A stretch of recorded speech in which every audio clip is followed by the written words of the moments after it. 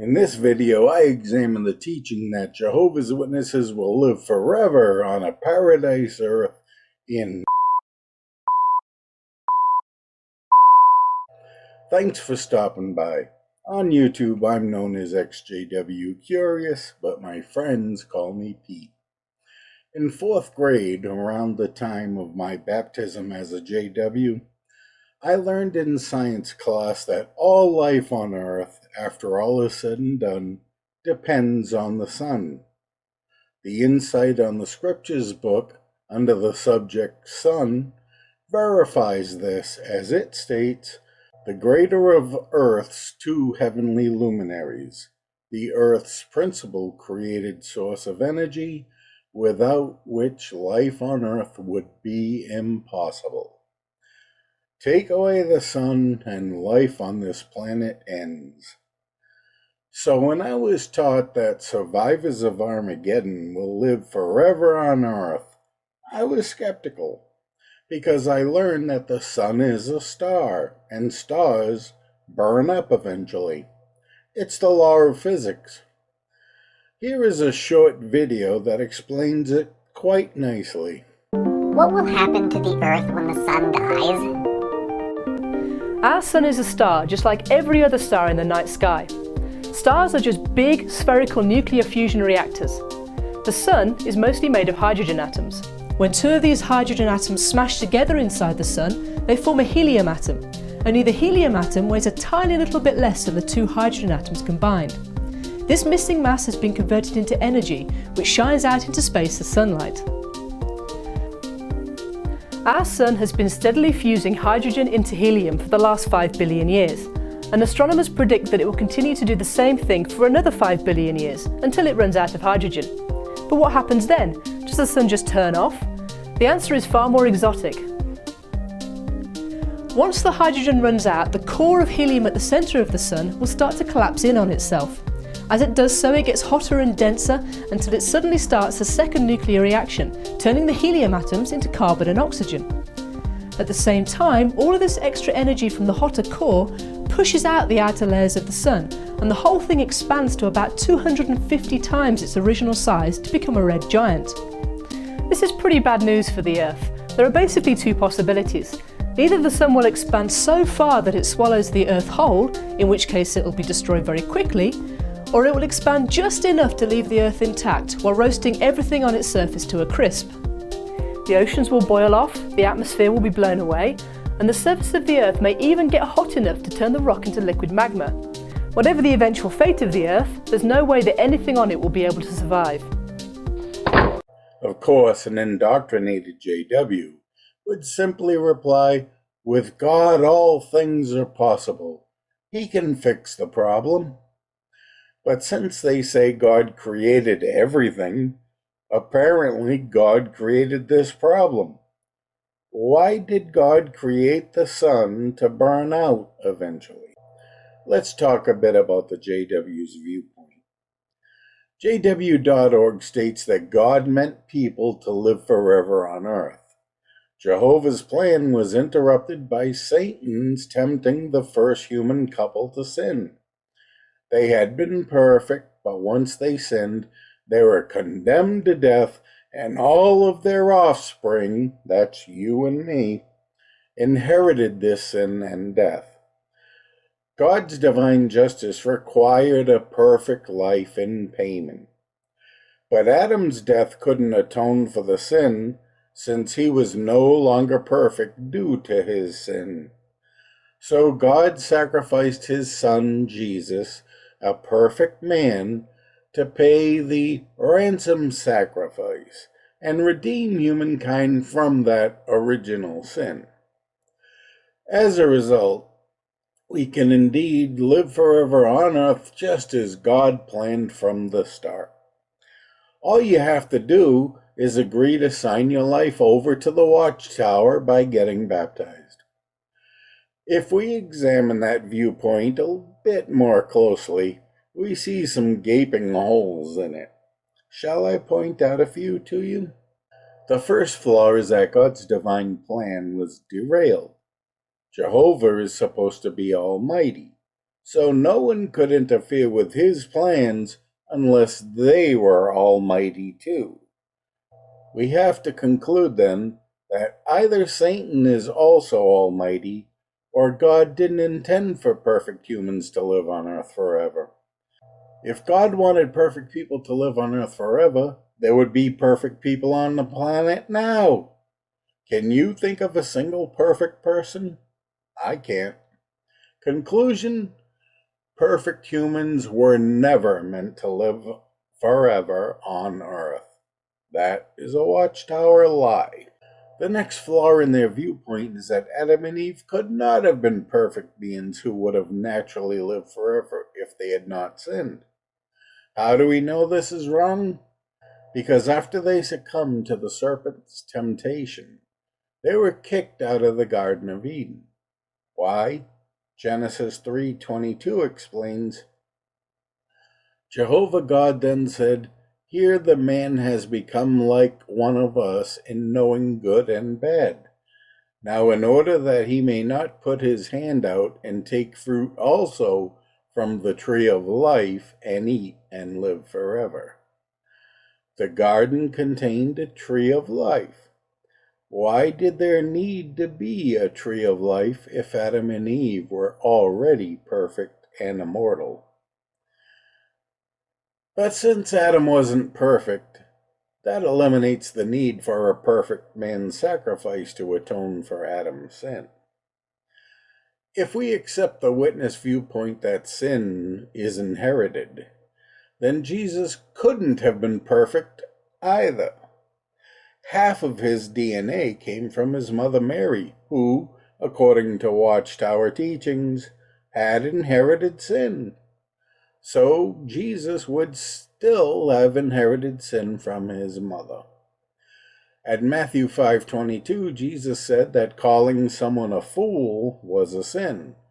Yet the Bible tells us in Matthew 23:17 about Jesus calling people fools, and I won't even mention his acts of vandalism and assault.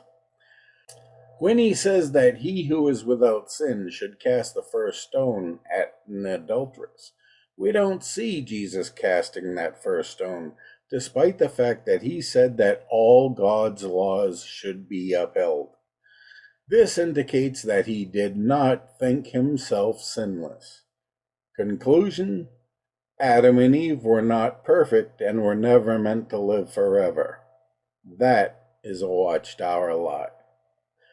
The next flaw in the JW viewpoint is centered on the fact that JWs will eventually live in this earthly paradise given to them by Jehovah, being a just and merciful God, as a reward for their faithful obedience to the Watchtower organization.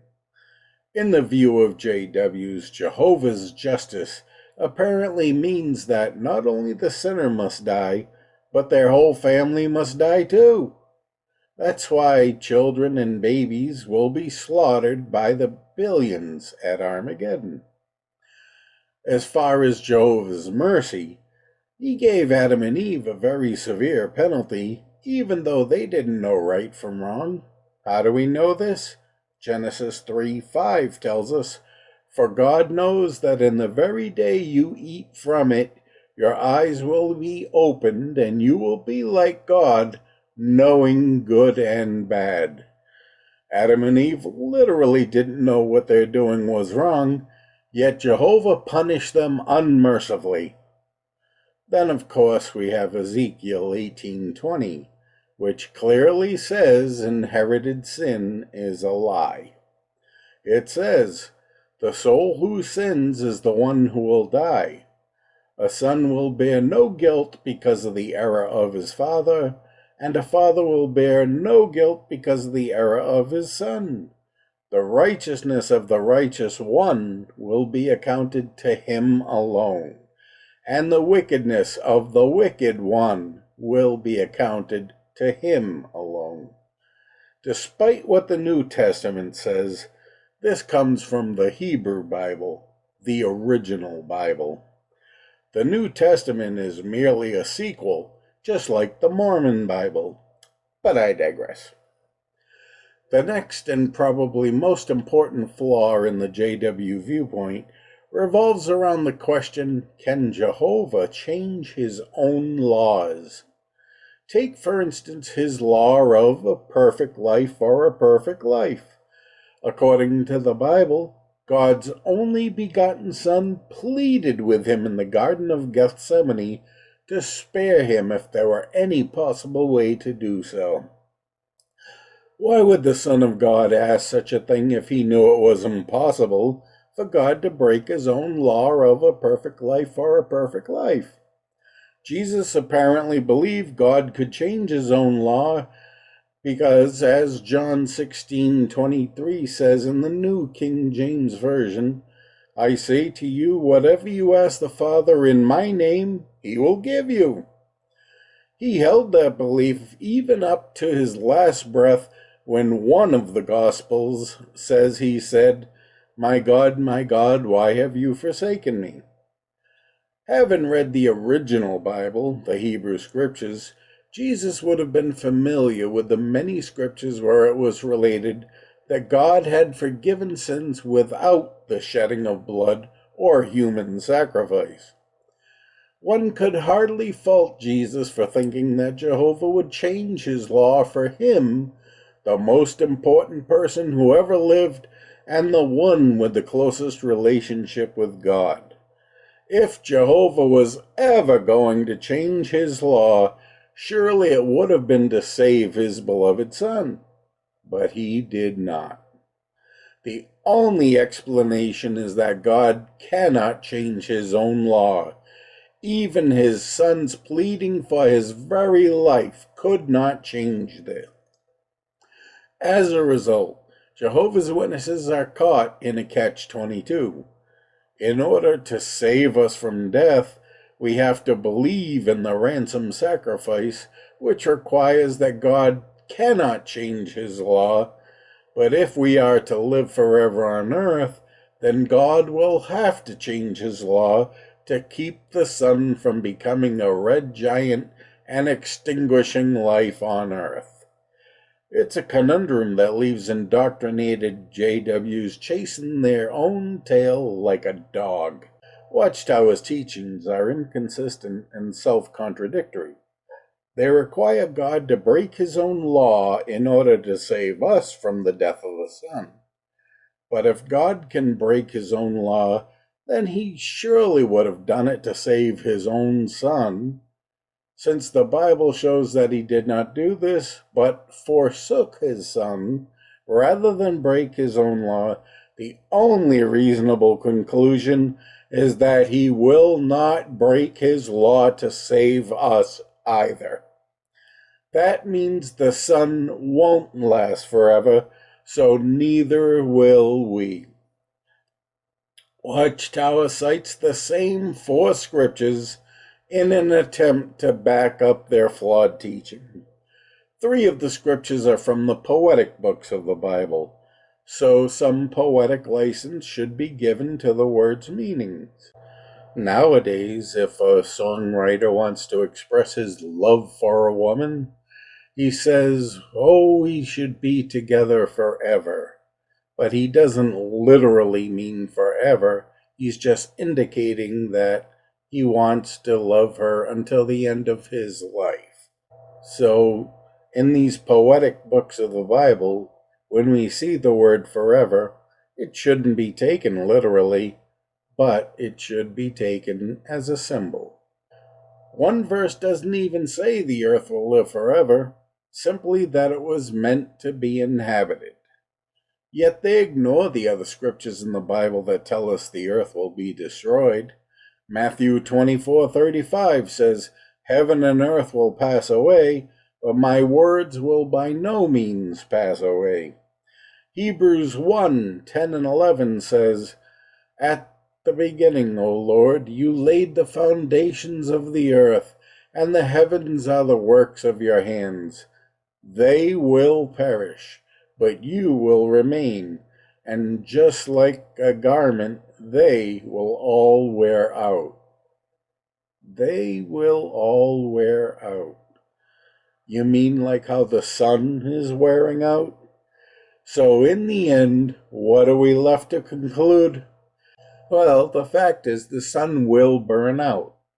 Life on Earth, if not the Earth itself, will end. And the bill of goods the Watchtower is selling you? It's as good as buying the deed to one of Saturn's moons.